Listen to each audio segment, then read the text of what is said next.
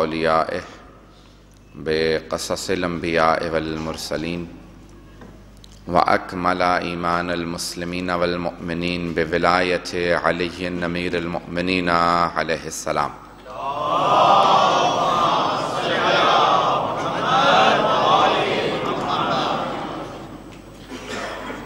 والصلاة والسلام والتحیۃ والاکرام علی افضل الموجودات العبد المؤید والرسول المسدد المصطفى الامجد المحمود الاحمد اعنی ابا القاسم محمد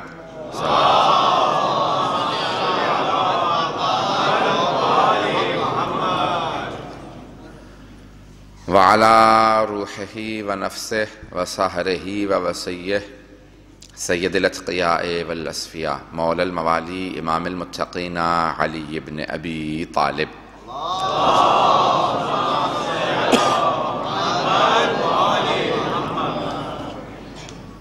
وعلى اوصیائه لا سیما بقیت اللہ فی الارضین روحی وارواح العالمین لتراب مقدمه الفدا واللعنة الدائمة على اعدائهم اجمعین من الآن إلى قيام يوم الدين أما بعد فقد قال الله الحكيم في كتابه الكريم بسم الله الرحمن الرحيم لقد كان لكم في رسول الله أسوة حسنة لمن كان يرجو الله واليوم الآخر وذكر الله كثيرا صدق الله العلي العظيم صلوات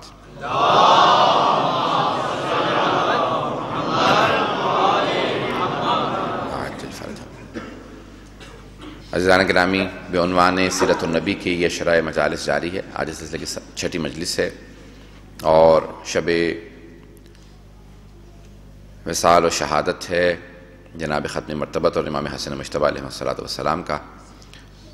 آج شب میں کوشش کروں گا کہ مسائل پڑھوں جناب ختم مرتبت کے، اور کل دن میں جو مجلس ہوگی اس میں امام حسن مجتبیٰ علیہ السلام کے مسائل پیش کروں گا، اور کل شب میں انشاءاللہ امام رضا علیہ السلام کی فضائل مسائل پیش کروں گا، کیونکہ بنا روایت 29 صفر جو ہے ان کی شب شہادت ہے۔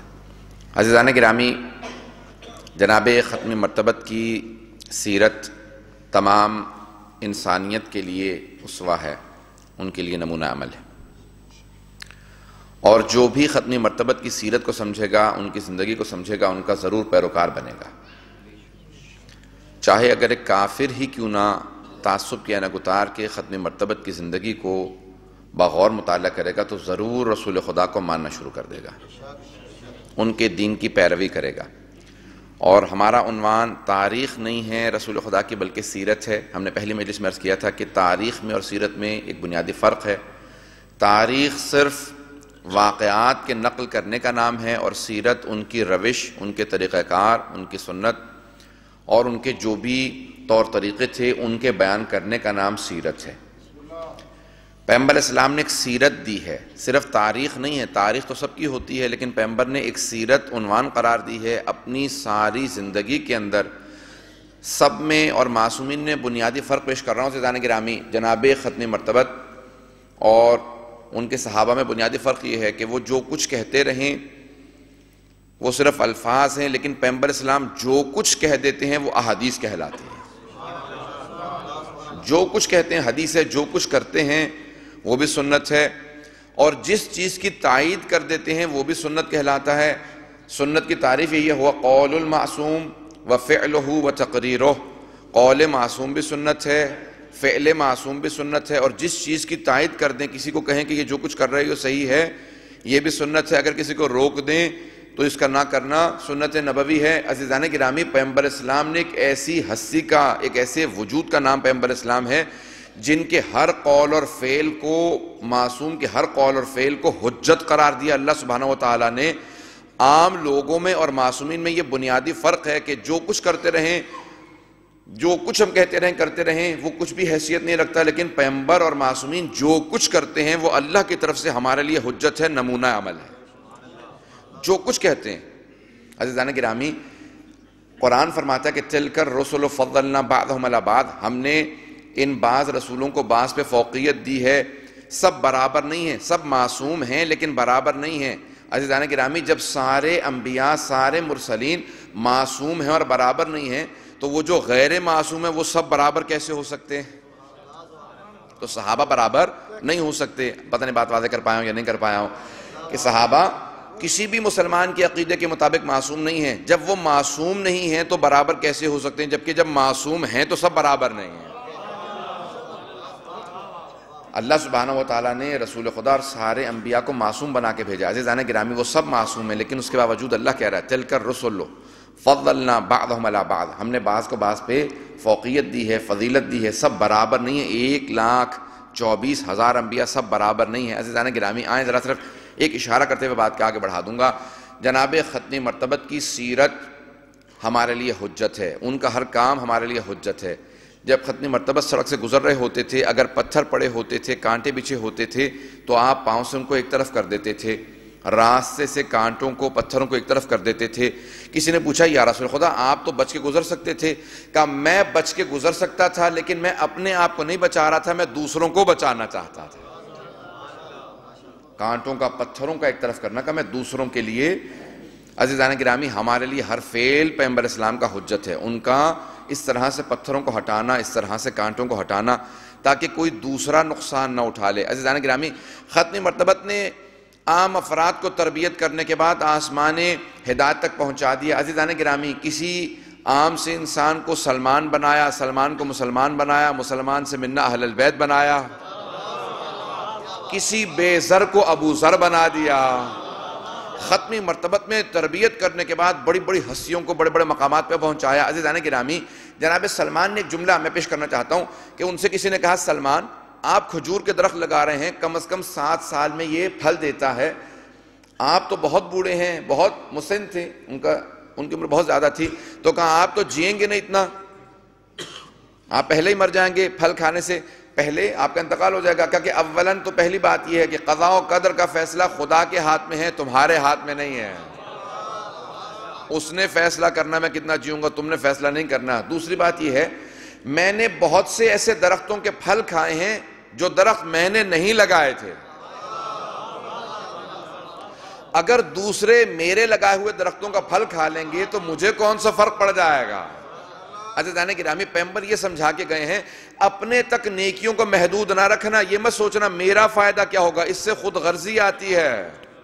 کہ دوسروں کا سوچنا اس سے انسان محمدی بنتا ہے. جناب سلمان فارسی کے لیے کہا تھا نا، جب کسی نے مذاق اڑایا ان کا اور تمسخر کرنے لگا، تضحیک کرنے لگا اور کہا کہ یا رسول خدا یہ تو فارسی ہے، اسے عربی نہیں آتی صحیح طرح سے. پیغمبر اسلام نے کہا نہیں خبردار، آج کے بعد سے کوئی سلمان کو فارسی نہ کہے، یہ سلمان محمدی ہے، یہ محمدی ہے. جناب ختم مرتبت نے کہا یہ میرے رنگ کو اپناتا ہے، میری روش کو اپناتا ہے، میری سیرت کو اپناتا ہے. عزیزان گرامی سیرت النبی یہ ہے کہ انسان خود غرض نہ بنے، اپنا نہ سوچے بلکہ دوسروں کا سوچے. کہ اپنا سوچنے سے تو انسان اپنا ہی رہتا ہے، دوسروں کا سوچنے سے انسان الہی بن جاتا ہے، اس میں الہی رنگ آنے لگتا ہے. عزیزان گرامی یہاں تک معصوم کے الفاظ ہیں کہ روز قیامت سارے انبیاء کھڑے ہوں گے، دیکھ رہے ہوں گے اور کہہ رہے ہوں گے نفسی نفسی، پروردگارہ بس مجھے جنت فردوس تک پہنچا دے. جناب انہوں نے یہی کہا تھا نا پروردگارہ اتنی میں نے تبلیغ کی، 950 سال تبلیغ کی ہے، مجھے جنت تک پہنچا دے، امت پہ عذاب نازل کر دے. 950 سال تبلیغ کے باوجود ایمان نہیں لائے. تو روز قیامت چلے امام فرماتے ہیں کہا سب کے سب انبیاء کہہ رہے ہوں گے نفسی نفسی، پروردگار بس میں جنت فردوس میں چلا جاؤں. ماننے والوں نے تو عمل نہیں کیا. اور ایک پیغمبر اسلام کھڑے ہوں گے کہہ رہے ہوں گے امتی امتی، پروردگارہ میری امت کا کیا ہوگا، میری امت بہت گنہگار ہے. اپنا نہیں سوچ رہے ہوں گے دوسروں کا.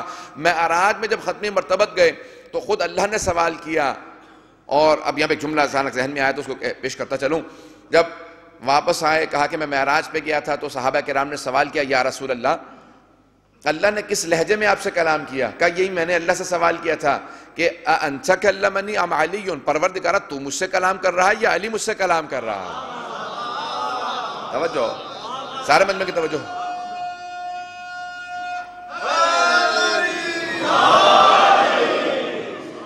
کہا پروردگارہ تو مجھ سے کلام کر رہا ہے یا علی مجھ سے کلام کر رہا ہے؟ کہا میں کلام کر رہا ہوں. کہا پروردگارہ لیکن لہجہ علی کا ہے. کہا میرے حبیب میں دلوں کے بھید جانتا ہوں. جب آپ معراج پہ آئے تو میں نے دیکھا کہ اب اضطراب میں ہے، جہاں سارے ملائکہ رک گئے، انبیاء رک گئے، جہاں کسی کے آنے کی مجال نہیں تھی، میں نے عرش اعظم پہ آپ کو بلایا۔ جب آپ تشریف لائے تو میں نے دیکھا کہ آپ ایک مرتبہ ایک عجیب سی کیفیت کے اندر ہیں، تو میں نے آپ کے دل میں جھانک کے دیکھا، جو آپ سے سب سے قریبی نظر آیا وہ میں نے علی پایا۔ تو میں نے علی کے لہجے میں آپ سے کلام کیا تاکہ آپ کو اپنائیت محسوس ہو۔ تو کہا وہاں پہ خداوند نے بتایا، اے میرے حبیب کیا آپ جانتے ہیں میں نے آپ کو کیوں سب سے بلند مقام عطا کیا، سارے انبیاء کا سردار آپ کو کیوں بنایا، سید الانبیاء آپ کو بنایا، امام الانبیاء کا پروردگارہ تو بہتر جانتا ہے۔ عزیزان گرامی، عظمت محمد مصطفیٰ صلی اللہ علیہ وآلہ وسلم یہ ہے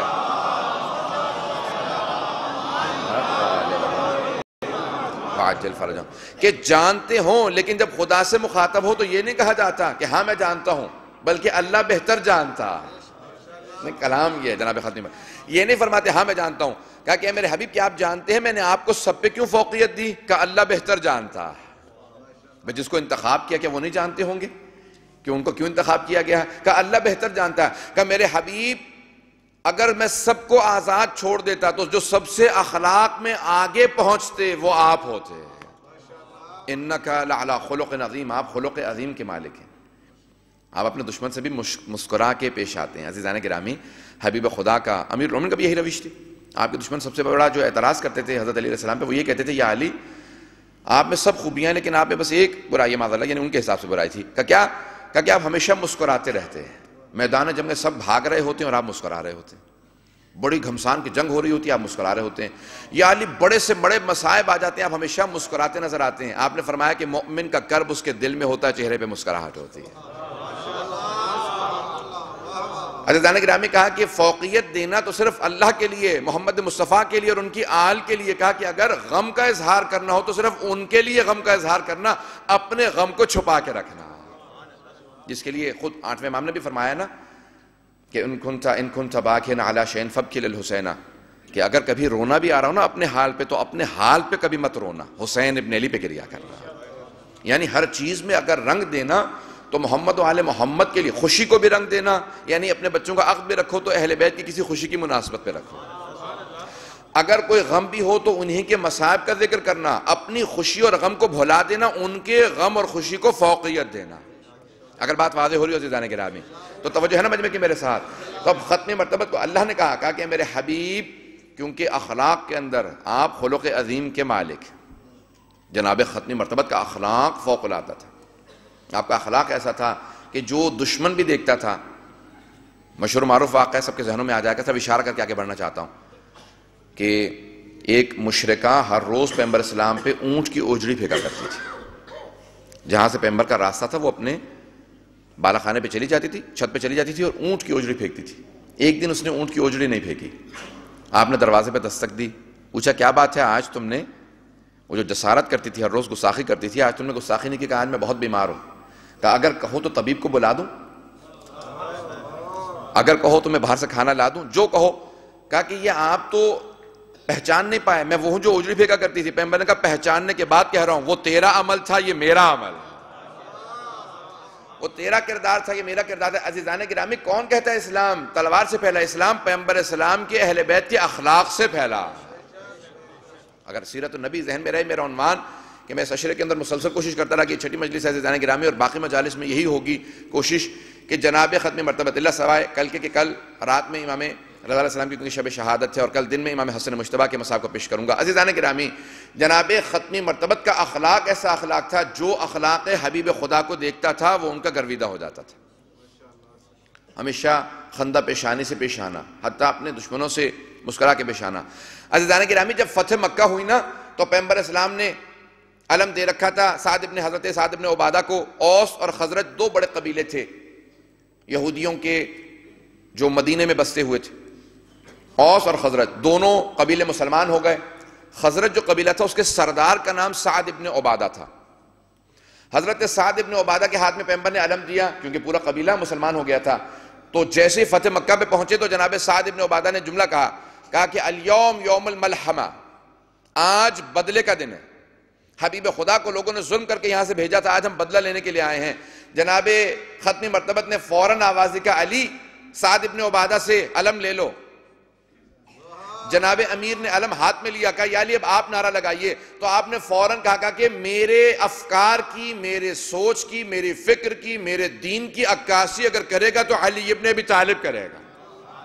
جیسی جناب ختمی مرتبت نے امیر المومنین کی طرف اشارہ کیا کہ یا علی آپ آگے بڑھیے، آپ نعرہ لگائیے، امیر المومنین نے علم ہاتھ میں لیتے ہی فوراً کہا کہ الیوم یوم المرحمہ، آج ملحمہ نہیں، صرف ایک حرف کو بدلا مولا نے، غور کیجئے گا، آپ نے صرف ایک لفظ کو بدلا، ملحمہ نہیں کہا، کہ مرحمہ، آج بدلے کا دن نہیں ہے، آج رحمت کا دن ہے، کیونکہ رحمت للعالمین واپس آئے ہیں، آج رحمت الہی پلٹ کے مکے میں واپس آئی، آج رحمت الہی کا دن ہے۔ عزیزان گرامی، آپ نے غور فرمایا کہ دوسروں کی سوچ میں، سمجھ میں پیغمبر اسلام کے اور آل محمد کی سمجھ میں بہت زیادہ فرق ہے۔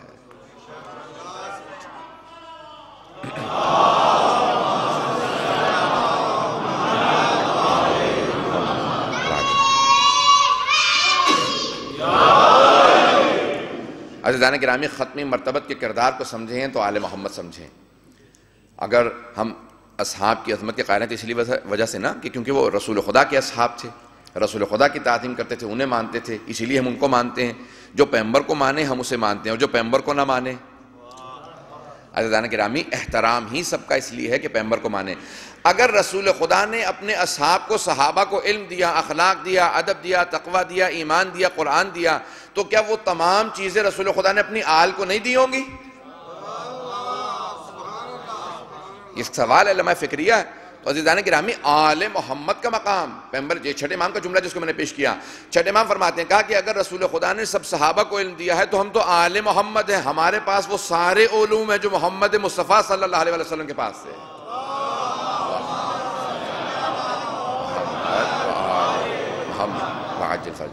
کہا کیسے؟ کہا کیونکہ رسول خدا ایک اسوہ تھے، نمونہ عمل تھے، آئیڈیل تھے سارے صحابہ کے لیے۔ اگر آپ اسوہ نبی تھے، آئیڈیل رسول تھے، آئیڈیل نبی تھے، ایک مثالی نبی تھے، مثالی رسول تھے، پھر مثالی باپ بھی تھے، مثالی نانا بھی تھے، مثالی جد بھی تھے،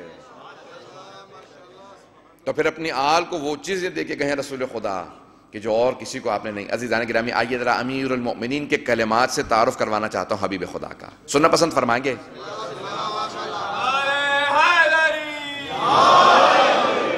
میں نہج البلاغہ سے پیش کرنا چاہتا ہوں، مولا متقیان کیا تعارف فرماتے ہیں کہ جناب ختمی مرتبت، تاریخ میں جناب آدم سے جہاں پہ جناب ختمی مرتبت کا شجرہ چلا تو جہاں دو حصوں میں تقسیم ہوا، جو سب سے افضل، جو سب سے اشرف، جو سب سے با ایمان، جو سب سے کمال کے درجے پہ فائز سے، وہ اجداد رسول خدا تھے، جن کا مقام سب سے زیادہ تھا، اللہ نے ان کو چنا ہے اجداد رسول خدا ہونے میں۔ عزیزان گرامی، کیونکہ ختمی مرتبت کا نور مقدس آنا تھا اس عرض پہ، اس صفحہ ہستی پہ اس نور مقدس نے آنا تھا، تو جن کے صلب میں رکھا، کہا کہ وہ سب سے باکمال افراد تھے۔ پھر فرماتے ہیں کہ حبیب خدا اتنے شجاع تھے کہ جب میں سب سے آگے جنگ کر رہا ہوتا تھا اور باقی صحابہ گھبرا جاتے تھے، جنگ سے، دشمن کے حملے سے ڈرتے تھے، بھاگتے تھے، تو پیغمبر اسلام کی پشت پہ جا کے پناہ لیا کرتے تھے۔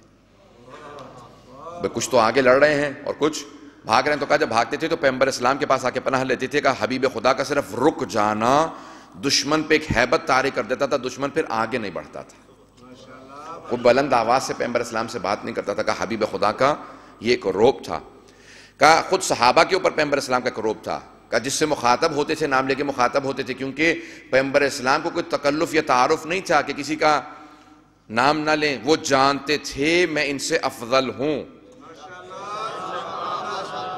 اگر بات واضح کر پا رہا ہوں، پیغمبر اسلام کوئی تکلف تعارف کے محتاج نہیں تھے کہ تکلفاً کسی کو کسی کے رشتوں سے پکاریں، کا صرف و صرف وہ رشتے کہ جن کا احترام تھا صرف انہی کا نام، وَإِلَّا باقی سب کے نام لیا کرتے تھے، حتیٰ جو بزرگ تھے نام لیا، کیونکہ پیغمبر جانتے تھے وہ اللہ کے برگزیدہ نبی، وہ اپنی افضلیت کو، فوقیت کو جانتے تھے، کوئی تعارف نہیں تھا ان کا۔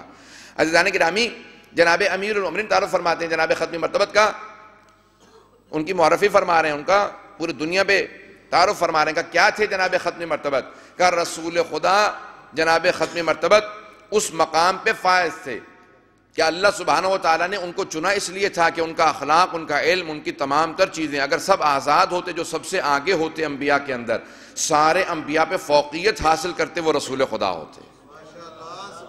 کہ اس لیے اللہ نے ان کا انتخاب کیا تھا. امیر المومنین نہج البلاغہ میں فرماتے ہیں، کہا کہ ختمی مرتبت اپنے تمام تر فیصلوں کی وجہ سے سب پہ فوقیت رکھتے تھے. کا مشورہ سب سے لیتے تھے، لیکن فیصلہ وہی کرتے تھے جو وحی الہی ہوتی تھی. وما ينطق عن الهوى ان هو الا وحی یوحی. کہ جب تک کہ وحی الہی نہیں آتی تھی تب تک وہ فیصلہ نہیں سناتے تھے. مولا فرماتے ہیں کہا کہ جناب ختمی مرتبت کا فیصلہ حتمی اور آخری ہوتا تھا. عزیزان گرامی، مولا فرماتے ہیں کہا کہ بعض اوقات لوگ اعتراض کرتے تھے، پیغمبر اسلام ان کے اعتراض کا بھی اس انداز سے جواب دیتے تھے کہ انہیں احساس بھی ہوتا تھا وہ غلط ہیں، ان لوگوں کا احساس بھی ہوتا تھا وہ غلط ہیں، اور اگر نہیں مانتے تھے تو پیغمبر بحث نہیں کرتے تھے، کہتے تھے میں نے تمہیں تمہارے حال پہ چھوڑا، بحث کرنا میرا کام نہیں ہے، ماننا تمہارا کام ہے. یہ پیغمبر اسلام ہے. مولا کا خاطرہ پیش کرنا چاہتا ہوں اس سے پہلے کہ بات کو کسی دوسرے مرحلے کے اندر داخل کروں. مولا فرماتے ہیں کہ ایک مقام سے پیغمبر اسلام گزر رہے تھے کہ ایک ہرنی بندھی ہوئی تھی. خاطرات امیر المومنین میں موجود ہیں، یہ روایات کی کتاب میں، احادیث کی کتاب میں موجود ہے. کہا کہ ایک ہرنی کو کسی نے باندھ رکھا تھا ظاہراً مکے کی سرزمین پہ. کہا جب ہرنی کو بندھا دیکھا پیغمبر اسلام نے تو کہا پیغمبر گزر رہے تھے فصیح و بلیغ عربی زبان میں، اس نے کہا السلام علیک یا رسول اللہ.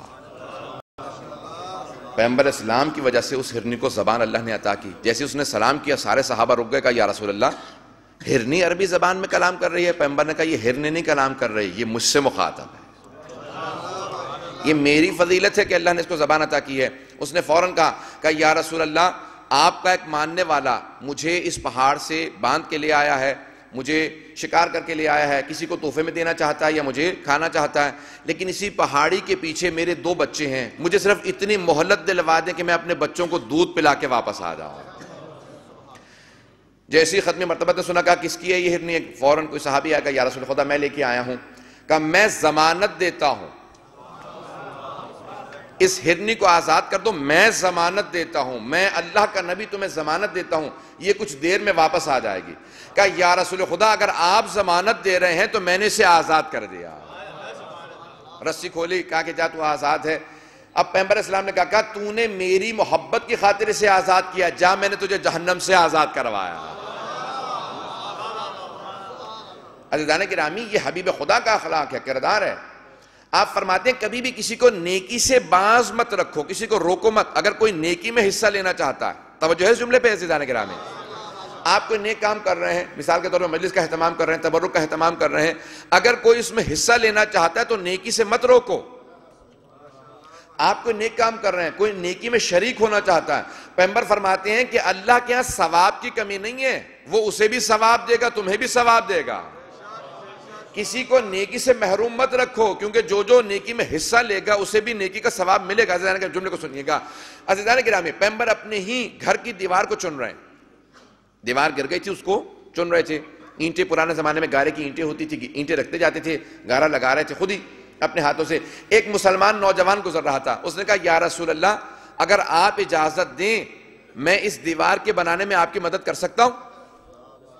پیغمبر اسلام نے کہا کہ آ جاؤ، اگر چاہتے ہو حصہ لو نیکی کے اندر. اب دیکھیں حبیب خدا روک نہیں رہے، میں جس بات کی طرف اشارہ کرنا چاہ رہا ہوں.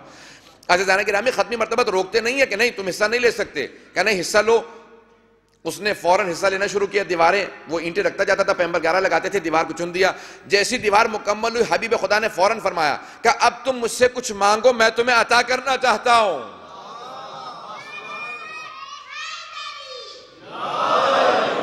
یعنی پیغمبر احسان مند نہیں ہونا چاہتے کہ اس سے نیکی لی ہے تو اس کا احسان مند ہو جاؤں، کہ اب تم مجھ سے کچھ مانگو میں تمہیں عطا کرنا چاہتا ہوں، میں تمہارا محتاج نہیں ہوں، تم میرے محتاج ہو.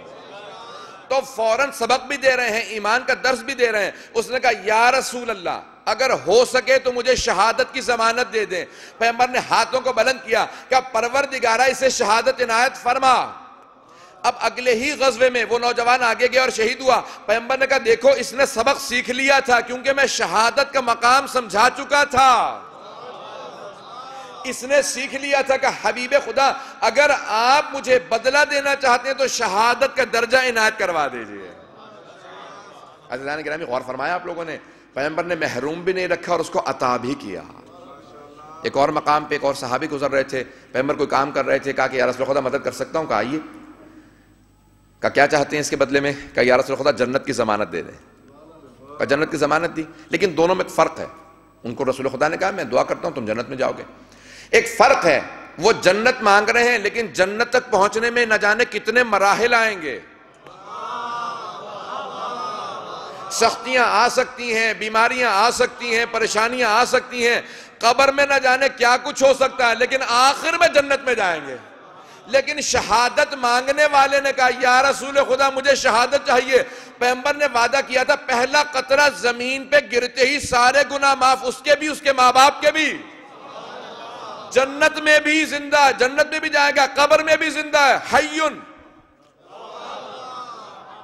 عند ربہم یرزقون، احیا ہے، زندہ ہے، اور قبر میں رزق بھی پاتا ہے۔ اب جنت تک پہنچنے کے دیکھیں دونوں کا نتیجہ، شہادت کا نتیجہ بھی جنت اور دوسرے کی دعا کا نتیجہ بھی جنت، لیکن اس کے نتیجے میں نتیجہ یہ ہے کہ جنت میں جانے کے لیے اس کے لیے نہ جانے کیا مراحل ہوں، لیکن شہید کے لیے پہلا قطرہ گرتے ہی جنت شروع ہو جاتی ہے۔ مراحل مختلف ہیں عزیزان گرامی، اگر بات واضح ہوئی ہو عزیزان گرامی۔ یہ سیرت نبی ہے، جناب ختمی مرتبہ کسی کو محروم نہیں رکھتے ثواب سے۔ جناب ختمی مرتبہ سب کو شریک کرتے ہیں اپنے ان تمام کے تمام نیک اعمال کے اندر، اپنے تمام کے تمام جو بھی آپ نیک عمل کر رہے ہیں کہ اس میں شریک ہو جاؤ۔ کیوں؟ کیونکہ میں کسی بھی ثواب کا، تمہارے کسی کام کا محتاج نہیں ہوں، تم ہمارے ہر کام کے، ہمارے دعا کے۔ عزیزان گرامی آج امام وقت کی وجہ سے، حجت خدا کی وجہ سے ہر دعا قبول ہوتی ہے۔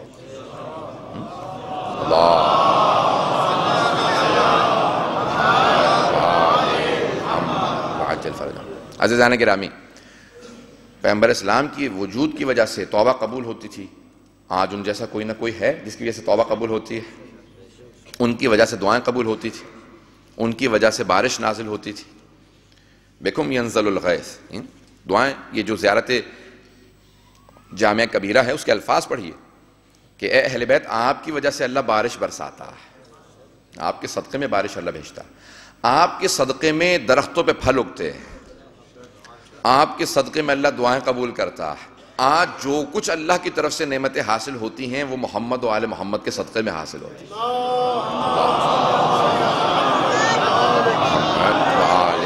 محمد وعجل فرجهم۔ عزیزان گرامی چند جملوں کو پیش کروں گا اور پھر آخری مرحلے میں داخل ہو جاؤں گا۔ عزیزان گرامی آپ کی انتظامیہ نے بھی آج ایک چندے کے لیے کہا کہ انشاءاللہ تعالی تمام مومنین سے ایک درخواست کی جائے اور اس میں حصہ لیں۔ یہاں پہ آپ کے والنٹیئرز جو ہیں انشاءاللہ تھوڑی سی دیر میں آئیں گے، چادریں لے کے آئیں گے ظاہراً۔ عزیزان گرامی صرف دو جملے پیش کروں گا۔ پیغمبر اسلام خود سے کر سکتے تھے سب کچھ، ان کو ضرورت نہیں تھی۔ مسجد نبوی اشارہ کرتے بن جاتی، اعجاز سے ہو سکتا تھا۔ جناب ختمی مرتبہ جو کام چاہتے ویسا کام ہو جاتا، لیکن پھر بھی آپ نے چاہا کہ سب کے لیے قیام معاشرے کے لیے ہے، سوسائٹی کے لیے ہے۔ اس معاشرے کی تربیت ضروری ہے، اس معاشرے کو یہ سمجھانا کہ نیکیاں اللہ کے لیے ہیں، اس میں حصہ لو، یہ سمجھانا ضروری ہے۔ عزیزان گرامی اب آپ ذرا کردار دیکھیے محمد و آل محمد کا کہ جب جناب یہ سورہ حلطہ ہے نا، جب جناب سیدہ نے روزوں کی نذر کی، منت مانی، سب کے ذہنوں میں واقعہ صرف اشارہ کرنا ہے مجھے واقعہ پیش نہیں کرنا۔ جب منت مانی کہ ہم 3 روزے رکھیں گے، جناب سیدہ نے اور جناب امیر علیہ السلام نے، دونوں نے علیہ السلام نے جب نذر کی تو روزے رکھنا شروع کیے، تو اس میں قرآن کی آیت کے الفاظ یہ ہیں کہ وَيُطْعِمُونَ الطَّعَامَ عَلَى حُبِّهِ مِسْكِينًا وَيَتِيمًا وَأَسِيرًا۔ جس ترتیب سے سائل آتا رہا، مانگتا رہا، اللہ نے وہی ترتیب قرآن کے سورے میں نازل کی ہے۔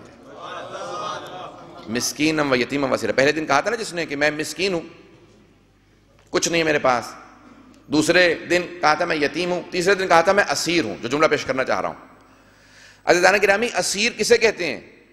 جنگی قیدیوں کو، اور مدینہ کے اندر کوئی مسلمان جنگی قیدی نہیں تھا، مشرکین و کفار جنگی قیدی تھے۔ عزیزان گرامی ہم ان اہل بیت کے ماننے والے ہیں جو کسی کافر اور مشرک کو بھوکا برداشت نہیں کرتے، اپنے آپ کی بھوک کو قربان کر کے اسے کھانا کھلا دیتے۔ عزیزان گرامی کیا کیا اہل بیت نے؟ تیسرا دن تھا روزے کا، کہا ہم دوبارہ فاقہ کر لیں گے۔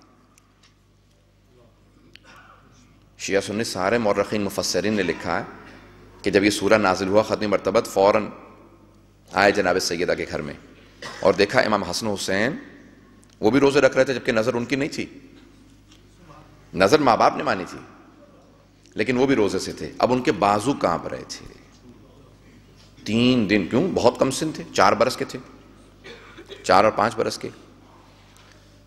تو پیغمبر اسلام کی آنکھوں میں آنسو آئے، فوراً کہا پروردگارہ میری زندگی میں میری آل ان مصائب سے گزر رہی ہے، میں برداشت نہیں کرتا. تو اس کے بعد کے مصائب پیغمبر اسلام کے لیے کتنے مشکل ہوں گے، میں انشاءاللہ آخر میں پیش کروں گا. عزیزان گرامی، ہم ان محمد و آل محمد کے ماننے والے ہیں جو اسیروں کے لیے بھی، جو مشرک اور کافر اسیر کے لیے بھی اپنی بھوک برداشت کر لیتے ہیں لیکن ان کی بھوک برداشت نہیں کرتے. عزیزان گرامی، جناب امیر علیہ السلام کے جملے ہیں جناب ختمی مرتبہ سے متعلق کہ سخاوت حبیب خدا یہ تھی، ختمی مرتبہ کی سخاوت کا یہ عالم تھا کہ جب تقسیم کرنے پہ آتے تھے تو اپنا حصہ بھی فقراء میں تقسیم کر دیتے تھے، خود فاقہ کر لیتے تھے لیکن دوسروں کے فاقے کو برداشت نہیں کرتے تھے. جناب امیر علیہ السلام ختمی مرتبہ کے بعد جب دوپہر میں نکلے تو دیکھا کہ جناب ایک صحابی رسول ہیں بہرحال کہ جو باہر نکلے ہوئے دوپہر کی گرمی ہے مدینے کی، مقداد جناب مقداد ابن اسود، کم مقداد اس دوپہر کی گرمی کے اندر باہر نکلے ہوئے ہو. کہا مولا میرے بچے بہت بھوکے ہیں، ان کی بھوک برداشت نہیں ہو رہی تھی. مولا نے کہا کہ یہ روٹیاں تم لے جاؤ. کہا مولا میں جانتا ہوں کہ بنت رسالت اور آپ کے بچے بھی بہت بھوکے ہیں. کہا وہ 1 دن اور فاقہ کر لیں گے لیکن تم اور تمہارے بچے فاقہ کریں یہ ہم سے برداشت نہیں ہوگا. عزیزان گرامی، یہ کیا کوئی مولا سے پوچھنے والا ہے کہ آپ کے گھر میں فاقہ اور آپ دوپہر میں باہر کہاں ہیں؟ مولا بھی تو دوپہر میں باہر ہی تھے نا، دوپہر تھی، کوئی مولا سے پوچھنے والا نہیں تھا. جب گھر پہنچے، اب دیکھیں جناب امیر ایسے ہیں، کسی کے ذہن میں یہ نہ ہے کہ اپنے بچوں کو کیوں بھوکا رکھا ہے جناب سیدہ کو. اب گھر پہ آئے تو جناب سیدہ نے سوال کیا، کہا کہ اے ابو الحسن ہمارے لیے کیا لے کے آئے ہیں؟ دیکھیے اگر مولا کا مقام ایسا ہے کہ فاقہ کر رہے ہیں تو اب دیکھیں بیوی کا مقام کیسا ہے. کہا کہ اے ابو الحسن ہمارے لیے کیا لے کے آئے ہیں؟ ہم لوگ بھوکے ہیں. آپ نے فوراً سر جھکا لیا. کہا سیدہ لے کے آ رہا تھا لیکن راستے میں کسی مقداد کو دیکھا، بہت فاقے سے تھا، اس کو دے آیا. تو بی بی نے مسکرا کے کہا کہ اے ابو الحسن اگر لے آتے روٹیاں تو مجھے اتنی خوشی نہ آتی جتنی میں اب خوش ہوں کہ آپ تقسیم کرا ہے. پتہ نہیں بات واضح ہے یا نہیں عزیزان گرامی؟ اللہم صلی علی محمد وآل محمد. اگر یہاں پہ چاہ رہے ہیں عزیزان گرامی، جناب سیدہ فرماتی ہیں کہ مجھے زیادہ خوشی اس بات کی ہے کہ آپ سب تقسیم کرائے. اس بات کی خوشی نہیں کہ گھر میں کچھ نہیں رہا، یعنی غم نہیں ہے. مجھے خوشی اتنی نہ ہوتی اگر آپ لے آتے جتنی اب خوشی ہے. عزیزان گرامی، محمد و آل محمد نے دنیا کو جینا سکھایا ہے اور یہ آداب و اخلاق سکھائیں. عزیزان گرامی، جتنے بھی فضا کی طرف جا رہا ہوں بار بار میرے ذہن میں وہی جناب اس شب کی مناسبت آتی ہے. ایک اس سے پہلے کہ جو والنٹیئرز ہیں وہ چادر لے کے آئیں، ایک باواز بلند صلوات پڑھیں محمد و آل محمد پہ. شروع کرتے ہیں.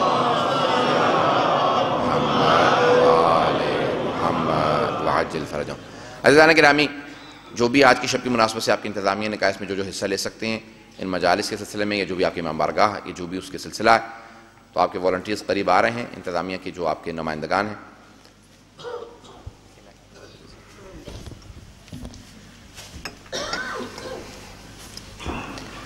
جیسے کہ مولانا صاحب نے فرمایا، کل انشاءاللہ دوپہر میں بعد نماز ظہرین اسی مسجد میں شہادت امام حسین مجتبیٰ علیہ السلام کی مناسبت سے مجلس عزا منعقد ہوگی، اور انشاءاللہ کل رات کی مجلس شہادت امام علی رضا علیہ السلام کی مناسبت سے ہوگی. مجالس کا سلسلہ انشاءاللہ 8 ربیع الاول تک جاری رہے گا اسی مسجد میں. آپ لوگوں سے پابندی وقت شرکت کی گزارش ہے. بر محمد و آل محمد صلوات.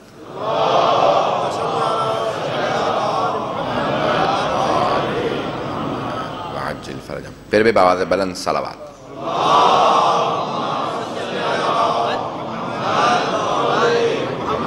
وعجل فرجہم. نعرہ تکبیر، نعرہ رسالت، نعرہ حیدری، باواز بلند تر صلوات. وآل محمد وعجل فرجہم. عزیزان گرامی، یہ جناب ختم مرتبت اور ان کی آل پاک پہ درود و سلام بھیجنے کا کیا ثواب ہے، صرف اس سے متعلق پیغمبر کی حدیث کو پیش کروں گا. آپ فرماتے ہیں کہ جب میں شب معراج چوتھے تیسرے یا چوتھے آسمان پہ پہنچا تو میں نے ایک مخلوق کو دیکھا، ایک فرشتے کو دیکھا جس کے 1000 ہاتھ تھے اور ہر ہاتھ میں 1000 انگلیاں تھیں. ہر ہاتھ میں 1000 انگلیاں تھیں، یعنی 10 لاکھ انگلیاں. تو میں نے سوال کیا کہ تمہارا کام کیا ہے؟ کہا کہ یا رسول خدا میں جتنے بارش کے قطرے گرتے ہیں سب گن لیتا ہوں. جب آندھیاں چلتی ہیں تو جتنے بھی ذرات اڑتے ہیں ریت کے، مٹی کے، میں سب گن لیتا ہوں. پیغمبر اسلام نے کہا کوئی ایسی چیز ہے جو تو نہیں گن پاتا؟ کہا یا رسول خدا جب آپ کی امت آپ پر اور آپ کی آل پر درود بھیجتی ہے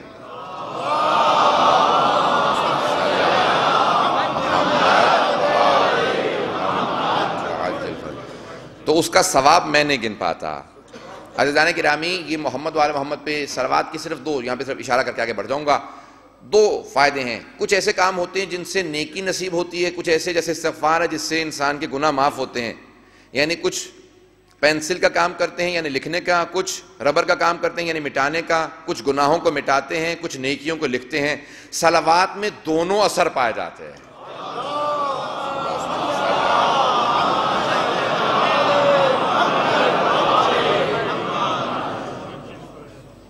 ہمارے ائمہ نے فرمایا کہ صلوات میں دونوں اثر پائے جاتے ہیں، گناہوں کو بھی دھوتی ہے اور نیکیوں کا بھی اضافہ کرتی ہے. ایک واحد عبادت ہے جو ہر حالت میں قبول ہے، اسی لیے معصوم فرماتے ہیں. اور دلیل کیا ہے؟ قرآن کی آیت ہے کہ ان اللہ و ملائکتہ یصلون علی النبی. عزیزان گرامی، یہ آیت دلیل ہے کہ ہر حالت میں، کیونکہ خداوند متعال اس عبادت میں شریک ہے، ہر حالت میں قبول ہے صلوات. تو اس لیے دعا سے پہلے بھی صلوات پڑھنی چاہیے، دعا کے بعد میں بھی، کیونکہ جب ابتدائی حصہ قبول ہے، اختتامی حصہ قبول ہے، تو پھر درمیانی شے کو کبھی رد نہیں کیا جائے گا. عزیزان گرامی، اس لیے بہرحال بے انتہا. اب آئیں، شب وصال ہے جناب ختم مرتبت کا. ہمارا یہ عقیدہ ہے کہ خود پیغمبر کی بھی شہادت ہے. اب اس کی تفصیل میں نہیں جاؤں گا. معصوم کا فرمان ہے کہ ہم میں سے کوئی ایسا نہیں ہے کہ جو دنیا سے یا زہر سے نہ جائے یا پھر تلوار کے وار سے نہ جائے. تو ختم مرتبت کو بھی حجت الوداع سے واپسی پہ زہر دیا گیا. عزیزان گرامی، اب اس کی تفصیل میں میرا یہاں پہ موضوع نہیں کہ میں اس کی تفصیل میں جاؤں، لیکن عزیزان گرامی، ائمہ علیہ السلام نے فرمایا کہ جب آپ کو وہ زہر دے دیا گیا اور پیغمبر نے خبر دے دی کہ مجھے زہر دے دیا گیا ہے، اب آپ سے میں سوال کروں گا کہ وہ جو پیغمبر اسلام کی سب سے محبوب ہستی ہیں جناب فاطمہ الزہرا، ان کے دل پہ کیا گزر رہی ہوگی جن کو پیغمبر نے راستے میں خبر دی. اور ازواج کہتی ہیں رسول خدا کی کہ پورے راستے پھر سیدہ روتی چلی آئیں. کسی بیٹی کے لیے باپ کی شہادت کی خبر برداشت کرنا بہت مشکل ہوتا ہے. میں نے ایک جملہ 2-3 شب پہلے پیش کیا تھا جناب ابراہیم کا، کہ جب خلیل خدا سے بھی سوال کیا جناب جبرائیل نے کہ اے اللہ کے خلیل، اللہ نے آپ کو اپنا دوست کہا ہے، کوئی حسرت ہے؟ کہا ایک حسرت ہے. کہ کون سی حسرت ہے؟ کہا کاش اللہ مجھے ایک بیٹی دے دیتا، کیونکہ باپ کے جنازے کی زینت بیٹیاں ہوا کرتی ہیں. جس طرح سے بیٹیاں روتی ہیں ویسے کوئی نہیں رو سکتا. آج میں تفصیل سے مصاحب کو پیش کرنا چاہتا ہوں. اگر 15-20 منٹ مصاحب کے لیے لوں تو کوئی رونے میں بخل نہ کرے. آج کوئی تھک کے نہ روئے. آج کائنات کی رحمت کی شب شہادت ہے، شب وصال ہے. آج کوئی بھی ایسا محسوس نہ کرے جن کو سب نے یاد کر کے گریہ کیا ہے. اس سے پہلے کہ میں جناب ختم مرتبت کے مصاحب کو پیش کروں، صرف ایک روایت کو پیش کروں گا. تو فرمایا گا کہ بیٹیاں زینت ہوتی ہیں باپ کے جنازے کا. باپ کے جنازے کی زینت بیٹیاں ہیں. عزیزان گرامی، کون کون سی بیٹیاں باپ کے جنازے پہ روئی ہیں؟ تاریخ نے ذکر کیا ہے بہت سی بیٹیوں کا کہ جو باپ کو یاد کر کے بہت روئی ہیں. اس سے پہلے کہ میں جناب سیدہ کے جملوں کو پیش کروں، میں اور صرف بیٹیوں کا اشارتاً ذکر کرنا چاہتا ہوں. کون کون سی بیٹیاں ہیں؟ ایک جناب یوسف کی بیٹی ہیں جن کا نام رحمہ تھا. وہ جناب ایوب کی زوجہ تھیں. جب جناب ایوب بیمار ہو گئے نا اور سارے بیٹے مارے گئے، محل گر گیا، ان کا فصلیں اجڑ گئیں اور وہ زحمتیں کرنے لگیں کیونکہ شوہر بیمار تھے، اب وہ کام کرتی تھی. تو ہر بیٹی کو حسرت سے احساس ہوتا ہے نا کہ کاش میرے بابا سر پہ ہوتے تو پھر مجھے یہ زحمتیں کرنی نہ پڑتی، میں گھروں میں کام نہ کرتی.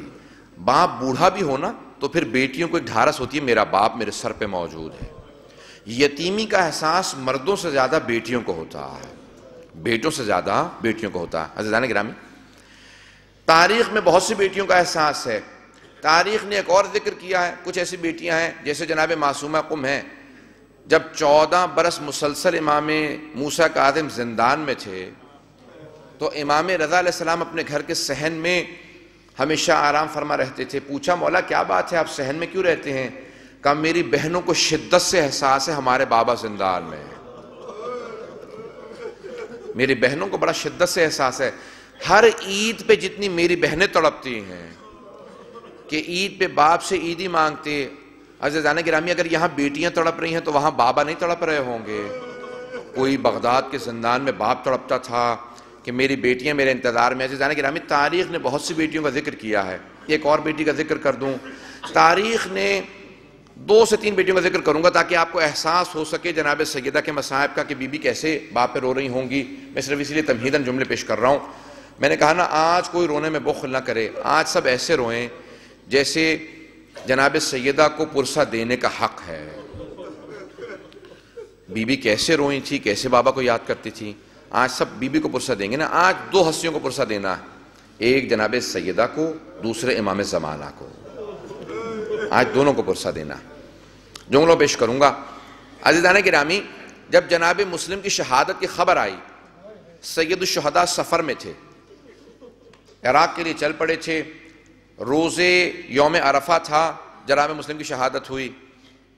عید آنے والی تھی. جب جناب مسلم کی شہادت کی خبر آئی تو سید الشہداء نے فوراً آواز دی کہ بھیا عباس خیمے نصب کر دو, آج رات ہم یہیں رکیں گے. جب جناب سید الشہداء کے چہرے کو دیکھا نا کہ آنکھیں سرخ ہیں, مولا بار بار آنسو صاف کر رہے ہیں. جناب عباس مزاج امامت سمجھتے تھے. کہا مولا کیا بات ہے مجھے بھی بتائیے. کہا عباس کوفے سے بہت بری خبر آئی ہے. میں نے بعض بزرگ علماء سے یہ بھی سنا ہے کہ ختم مرتبت نے اپنی 2 انگلیاں بلند کیں. جب جناب مسلم کی شہادت ہو رہی تھی فوراً دکھایا کہ عباس دیکھو کیا ہو رہا ہے. جب دیکھا تو جناب عباس نے فوراً, غیرت ہاشمی تھی نا, جناب عباس فوراً بولے کہ مولا کوئی بڑا ہی مظلوم آدمی ہے, ہاتھ پشت پہ بندھے ہوئے ہیں, گھٹنے زمین پہ ہیں, کسی دارالعمارہ کی چھت پہ اس کا سر جھکا ہوا ہے. فوراً جناب سید الشہداء نے کہا عباس ذرا غور سے دیکھو, کیونکہ سر جھکا ہوا تھا. جناب عباس نے غور سے دیکھا. کہا مولا یہ تو میرا بھائی مسلم ہے. مولا جس اعجاز سے آپ نے مجھے دکھایا ہے مجھے وہاں پہنچا دیجیے, میرا بھائی اکیلا ہے. کہا عباس ذرا اور غور سے دیکھو. کہا مولا جہاں دارالعمارہ کی چھت پہ مسلم ہے نا, وہاں نیچے دارالعمارہ کی زمین کے اوپر کوئی بی بی اپنے برقعے کا دامن پھیلا ہے, برقعے کا دامن پھیلائے کھڑی ہے. کہا عباس یہ میری ماں زہرا ہے. عزیزان گرامی جناب عباس نے علم نصب کیے. مجھے جن جملوں کو پیش کرنا ہے, میں نے کہا بیٹیوں کا احساس دلانا چاہتا ہوں, آج تفصیل سے پیش کرنا چاہ رہا ہوں. اگر تھوڑا سا وقت زیادہ لوں تو مجھے معاف کیجیے گا. جناب عباس نے سارے خیمے نصب کیے. جب خیمے نصب کر دیے تو جناب سید الشہداء نے کہا عباس ذرا میری بہن زینب کو بلا لاؤ. آئے جناب عباس کا بی بی, آپ کو مولا نے بلایا. جب جناب زینب آئی نا, بھائی کی حالت دیکھی, سمجھ گئیں.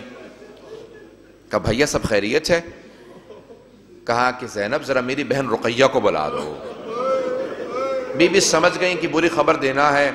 اب جس کیفیت میں جناب زینب گئی ہوں گی اپنی چھوٹی بہن کے پاس, کہا رقیہ تمہیں بھیا حسین نے بلایا ہے. جناب رقیہ نے کیا کیا کہ اپنی بیٹی کو ساتھ لیا, کہا کہ ماموں نے بلایا میرے ساتھ چلو.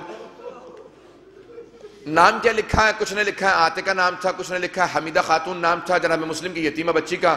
جناب رقیہ نے بازو پکڑا, کہا چلو میرے ساتھ چلو. اگر دیکھ سکے میری طرف جملے کو دیکھیے گا, سنیے گا, اگر دیکھ کے سن سکیں. فوراً انگلی پکڑی لے کے آئیں. جیسے ہی جناب سید الشہداء نے بہن کو آتے دیکھا, اپنی مسند سے کھڑے ہوئے اور آنکھوں میں آنسو آئے. جیسے ہی جناب عاتقہ کے سر پہ ہاتھ رکھا نا, ہاشمی بچی تھی, سمجھ گئی کہ بری خبر ہے. کہا مامو جان میرے بابا خیریت سے؟ میرے بابا خیریت سے؟ کہا بیٹی آج سے میں تیرا باپ ہوں, یتیمی کا احساس نہ کرنا, تیرے سر پہ ماموں کا سایہ موجود ہے. جن جملوں کے لیے میں نے زحمت دی ہے یہ ساری تمہید باندھی ہے, اب جملوں کو پیش کرنا چاہتا ہوں. اگر دیکھ سکے, سن سکیں, آنکھیں بند کر کے تصور کر سکیں, اگر آپ ایک لحظے کی زحمت دوں گا. آواز دی کہ بہن زینب ذرا میری صندوقچی لا دیں. بی بی نے صندوقچی لا کے دی، میرے مولا نے صندوقچی کو کھولا، بالیاں نکالی، بالیاں نکال کے اپنے ہاتھوں سے جناب عاتقہ کے کانوں میں پہنائی۔ جب بالیاں پہنائی نا تو وہاں قریب میں ایک 4 برس کی بچی کھڑی دیکھ رہی تھی۔ وہ سمجھ گئی جب کوئی بچی یتیم ہوتی ہے اس کے سر پہ شفقت کا ہاتھ رکھا جاتا ہے، اس کے کانوں میں بالیاں پہنائی جاتی ہیں، لیکن بچی کو کوئی بتانے والا نہیں تھا یہ حسین کا کردار ہے۔ جب شام غریبہ آئی اسی بچی نے دیکھنا شروع کیا، اب میں یتیم ہو گئی ہوں، میرے کوئی سر پہ ہاتھ رکھے گا، مجھے کوئی بالیاں پہنائے گا۔ اتنے میں شمر آیا، جب اس نے بچی کے سر پہ ہاتھ رکھا بی بی کا بالوں کو چھڑانا مشکل ہو گیا۔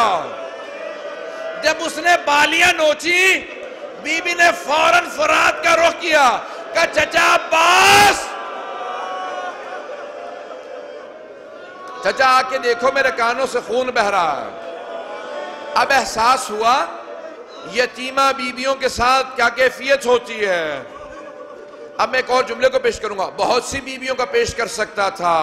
عزیزان گرامی، جناب زینب و ام کلثوم بھی جب یتیم ہو رہی تھی نا، کوفے میں دونوں بیویاں رو رہی تھی تو بار بار مدینے کا رخ کرتی تھی اور ایک جملہ کہتی تھی، اے کاش ہماری ماں کوفے میں موجود ہوتی، ہم اپنی ماں سے لپٹ کے کہتے اماں ہم یتیم ہو رہے ہیں۔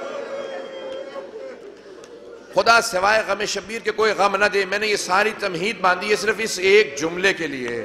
عزیزان گرامی، اب ذرا ایک مرتبہ جناب سیدہ سے متعلق سوچئے گا۔ ختمی مرتبت نے کہا، کیا فرمایا جناب ختمی مرتبت نے؟ کہا سیدہ مجھ سے سب سے پہلے آپ آ کے ملے گی۔ بی بی نے کہا اب میں نے آنسوؤں کو خشک کر لیا بابا، مجھے آپ کی جدائی کا غم تھا کہ آپ سے جدا ہو رہی ہوں، اب مجھے کوئی غم نہیں، میں آپ سے قریب جلدی آ جاؤں گی۔ عزیزان گرامی، اب ذرا تصور کیجئے گا، میں تمہیداً جو جملے پیش کرنا چاہتا ہوں۔ جناب سیدہ کو جب خبر دی نا پیغمبر اسلام نے مجھے زہر دے دیا گیا ہے، تو بار بار جناب سیدہ قریب آتی، کہا بابا آپ کے سینے میں تکلیف ہوگی، زہر دے دیا گیا ہے۔ کہا بیٹی جب زہر دے دیا جاتا ہے نا تو کلیجے میں تکلیف ہونے لگتی ہے۔ عزیزان گرامی، پھر پیغمبر اسلام نے دونوں نواسوں کو دیکھا، کہا میری لخت جگر تمہیں ان دونوں کا غم دیکھنا ہوگا۔ کہا روز قیامت جب تم تشریف لاؤ گی نا میدان محشر میں، بیٹی ایک کا جگر نظر آئے گا، دوسرے کی رگیں نظر آئیں گے۔ اب پیغمبر کیسے خبر دے رہے ہوں گے بیٹی کو؟ کہا ایک کا جگر نکلتا نظر آئے گا، آج رات جگر کی ہے نا، کہا دوسرے کی رگیں کٹتی نظر آئیں گی۔ بی بی نے بہت تڑپ کے یاد کیا، دونوں بیٹوں کو دیکھا، کہا بابا اس کی رگیں اور اس کا جگر، ہاں بیٹی حسن مجتبیٰ کا جگر نظر آئے گا، حسین کی رگیں کٹتی ہوئی نظر آئیں گی۔ عزیزان گرامی، بی بی کیسے یاد کرتی ہوں گی؟ بار بار کسی کے جگر پہ ہاتھ رکھتی ہوں گی، بار بار کسی کی رگوں پہ ہاتھ رکھتی ہوں گی۔ بس میں جملوں کو یہاں پہ روک کے پیش کر رہا ہوں۔ عزیزان گرامی، ایک ایسا وقت آیا، ختمی مرتبت کے آخری ایام تھے، آج کی شب تھی کہ بار بار دونوں نواسے آ کے سینے سے لگ جاتے تھے۔ جب دونوں نواسے سینے سے لگتے تھے نا تو ایک مرتبہ جناب سیدہ آئیں، کہا میرے جگر کے ٹکڑوں، اے حسن اے حسین، نانا کے سینے پہ مت جاؤ، میرے بابا کے سینے میں تکلیف ہے۔ ایک مرتبہ ختمی مرتبت نے آواز دی کہ سیدہ میرے نواسوں کو آنے دو، جب یہ میرے سینے سے لگتے ہیں مجھے ٹھنڈک محسوس ہوتی ہے، ان کے میرے سینے سے لگنے سے مجھے ٹھنڈک محسوس ہوتی ہے۔ بار بار کبھی حسن مجتبیٰ کو سینے سے لگاتے تھے، کبھی حسین کو سینے سے لگاتے تھے، کبھی کسی کے جگر کا تصور کرتے تھے، کبھی کسی کی رگوں کا تصور کرتے تھے۔ بس میں رات گزر رہی تھی، ختم مرتبت کہہ رہے تھے اے علی آپ خود اپنے ہاتھوں سے مجھے غسل دیجئے گا، آپ مجھے کفن دیجئے گا، یا علی آپ میرا جنازہ پڑھائیے گا، یا علی مجھے گھر میں دفنا دیجئے گا۔ اب دونوں نواسے ایک بات سن رہے تھے، پیغمبر اسلام فرما رہے ہیں یا علی مجھے گھر میں دفنا دیجئے گا۔ اب کوئی نواسا سوچ رہا تھا میں اپنے نانا کے ساتھ دفن ہونا چاہتا ہوں، اس نواسے کو کوئی بتائے آپ کے جنازے پہ 72 تیر مارے جائیں گے۔ بس میں یہی تو فرق تھا نا دونوں نواسوں میں، ایک کے لاشے میں تیر لگ رہے تھے، دوسرے کا لاشا تیروں پہ بلند تھا۔ اجرکم اللہ. بس بھی میں نے تمام کر دیا. 5 سے 7 منٹ کی زحمت دوں گا, زیادہ زحمت نہیں دوں گا. شب وصال ہے ختمی مرتبت کی. آج پیغمبر اسلام کو چند باتوں کا بڑا صدمہ ہوگا. ایک, جب بھی اپنی بیٹی زہرا کی قبر دیکھتے ہوں گے, میں جملے کو پیش کروں اس سے پہلے کہ میں شہادت کے جملوں کو پیش کروں پیغمبر کی, آخری جملوں کو پیش کر رہا ہوں. 5 سے 7 منٹ میں نے آپ سے وعدہ کر لیا, اس سے زیادہ زحمت نہیں دوں گا.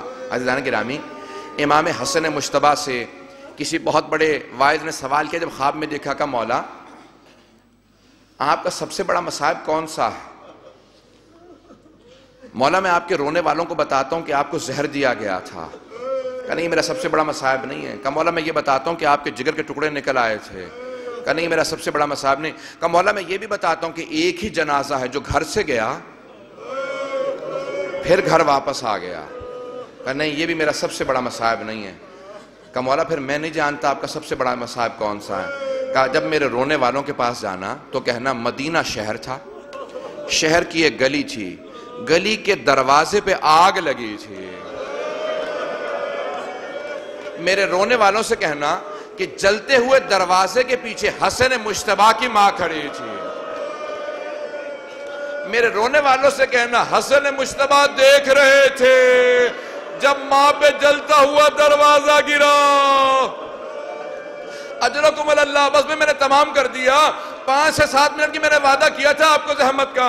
اب کسی آنکھ میں کوئی ایسی آنکھ نہ جس میں آنسو نہ آئے. جناب ختمی مرتبت کا آخری وقت ہے. بار بار بیٹی کو بلاتے ہیں, کبھی پیشانی کا بوسہ دیتے ہیں, کبھی ہاتھوں کو چومتے ہیں, کبھی اس پہلو کو دیکھتے ہیں, پھر آواز دے کے کہتے ہیں او مسلمانوں میری بیٹی کو نہ رلانا. بس بھی ایک مرتبہ پیغمبر اسلام نے ایک دروازے کی طرف دیکھنا شروع کیا. کہا بیٹی کیا بات ہے, بار بار دروازے پہ کیوں جاتی ہیں؟ کہا بابا کوئی عربی ہے دروازے پہ کھڑا ہے, بار بار آ کے دروازے پہ دستک دیتا ہے. جب میں دروازے پہ پوچھتی ہوں کیا بات ہے, کیوں آئے ہو؟ کہتا ہے مجھے رسول خدا سے ملنا ہے. میں کہتی ہوں واپس چلے جاؤ میرے بابا بیمار ہیں. کہا بیٹی آپ نے دیکھا وہ دروازے پہ کون ہے؟ کہا بابا میں نگاہوں کو بلند نہیں کرتی. کہا بیٹی یہ آپ کی تعظیم میں اجازت مانگ رہا ہے, یہ کسی دروازے پہ اجازت نہیں مانگتا. بیٹی یہ ملک الموت ہے, بیٹی یہ ملک الموت ہے, کسی دروازے پہ اجازت نہیں مانگتا, بغیر اجازت کے آتا ہے. اور مسلمانوں جناب سیدہ کے دروازے پہ ملک الموت بھی اجازت لے کے آتے. کوئی دروازے پہ آگ نہ لگانا.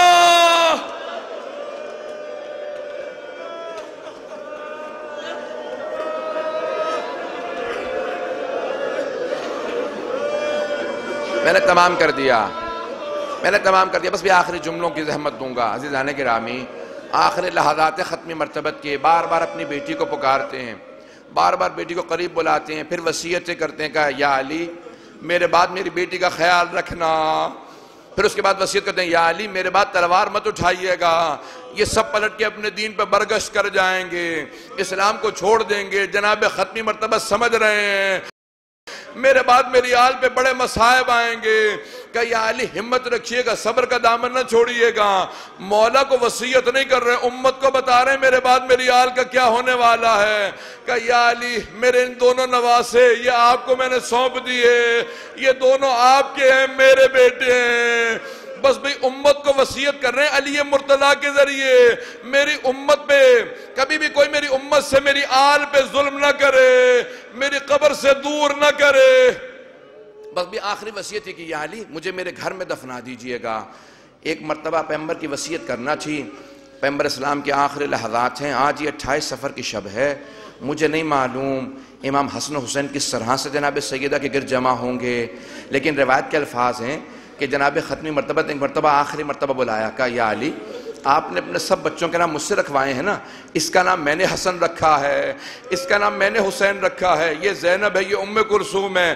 یا علی میں ایک اور بچے کا نام رکھ کے جانا چاہتا ہوں، یہ حسن حسین ہے، میں نے اس بچے کا نام محسن رکھا ہے، یا علی اس کی شہادت بھی ہو جائے پھر بھی نام محسن رکھیے گا، میری ذریت میں میرا تیسرا بیٹا محسن ہے، میرے اس نواسے کا میں ابھی سے آپ کو پرسہ دیتا ہوں۔ یا رسول خدا میں کہوں گا بیٹوں کو مت بتائیں جلتے ہوئے دروازے اور دیوار کے بیچ میں کسی محسن کی شہادت ہوگی۔ بس میں پیغمبر کو اس بات کا بڑا صدمہ تھا، آخری جملوں کی زحمت ارادی زانے گرامی، ایک رات کے اندر ایک لحظہ آیا، جناب ختمی مرتبت نے کہا یا علی مجھے لٹا دیجئے، میں یہاں پہ اب آخری لحظہ ہے۔ جناب سیدہ تڑپ کے رونے لگی، کبھی امام حسن مجتبی آگے بڑھ کے گلے سے لپٹ کے روتے تھے، کبھی امام حسین ایک مرتبہ امیر المؤمنین تعظیماً کھڑے ہوئے کہ السلام علیکہ یا رسول اللہ۔ جب سب سمجھ گئے کہ جناب رسول خدا کی روح پرواز کر رہی ہے، ایک مرتبہ پورا کمرہ معطر ہوا، جب سب کے سب زمین پہ بیٹھ کے رونے لگے، جناب سیدہ نے کہا دروازے بند کر دو، میں نہیں چاہتی کوئی مجھے روتا سنے، میں نہیں جانتا بی بی نے کیا بیان کیے ہوں گے، لیکن میں بیان سناتا ہوں۔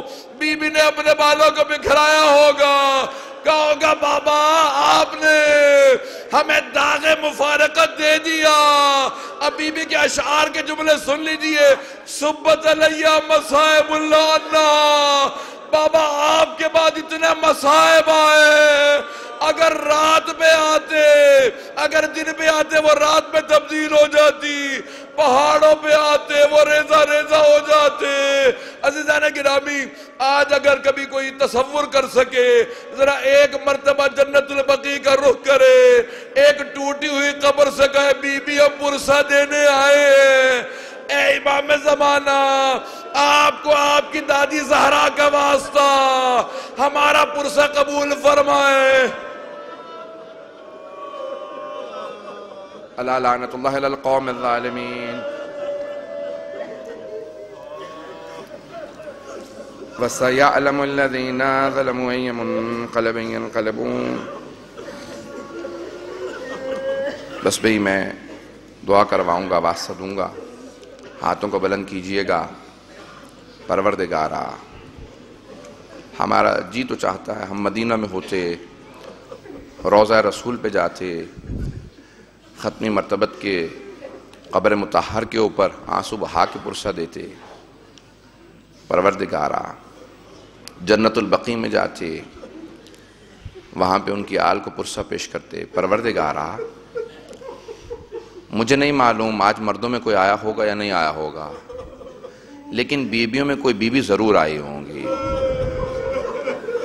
بی بی کو اپنے بابا سے بڑی محبت تھی، بی بی نے اپنے بابا کے وصال کے بعد مسلسل اپنے بابا کو یاد کیا، کہا بابا زندگی میں تو آپ نے ہماری بھوک بھی برداشت نہیں کری، بابا ذرا آ کے دیکھیے ہمارے پہ کیا کچھ ظلم ہو گیا۔ لیکن میں ایک مرتبہ جملہ کہوں گا، یا رسول اللہ آپ کی عظمتوں کو سلام ہو، بڑی تعظیم سے امیر المؤمنین نے آپ کا جنازہ پڑھایا، بڑے اہتمام کے ساتھ غسل و کفن کا اہتمام کیا، خود سے امیر المؤمنین نے جنازہ پڑھایا اور خود سے اہتمام کیا، قبر مطہر کے اندر جسد مطہر کو امیر المؤمنین نے قبر میں اتارا۔ لیکن یا رسول اللہ ذرا ایک مرتبہ کربلا میں آ کے دیکھیے، آپ کے ایک نواسے کا لاشا پڑا ہے۔ یا رسول اللہ 11 محرم کو اس لاشے پہ گھوڑے دوڑائے گئے۔ یا رسول اللہ کوئی دفنانے والا نہیں تھا، لاشے پہ تیر لگے ہوئے تھے، اور بار بار جب بیبیاں دیکھتی تھیں تو مدینہ کا رخ کر کے کہتی تھی صلی علیکہ ملک السما، نانا ملائکہ نازل ہوئے تھے آپ کا جنازہ پڑھنے کے لیے، ھذا حسین مرمل بالدماء، نانا یہ آپ کا نواسہ حسین پتھروں کے اندر۔ میں آخری واسطہ پیش کر رہا ہوں، پروردگارہ واسطہ اس لحظے کا، ہاتھوں کو بلند کیجئے گا۔ پروردگارہ آج کوئی اپنے لئے دعا نہ مانگے، آج ختمی مرتبت کا وصال ہے نا، کوئی اپنے لئے دعا نہ مانگے۔ آج کس کے لئے دعا مانگیں گے؟ آج ظہور امام زمانہ کے لیے، کہ ہر ظلم کا بدلہ لیں امام زمانہ ظہور فرما کے، ہاتھوں کو بلند کیجئے گا. آئیں بھئی ایک صرف کہوں گا, پروردگارا ظہور امام زمانہ میں تعجیل فرما.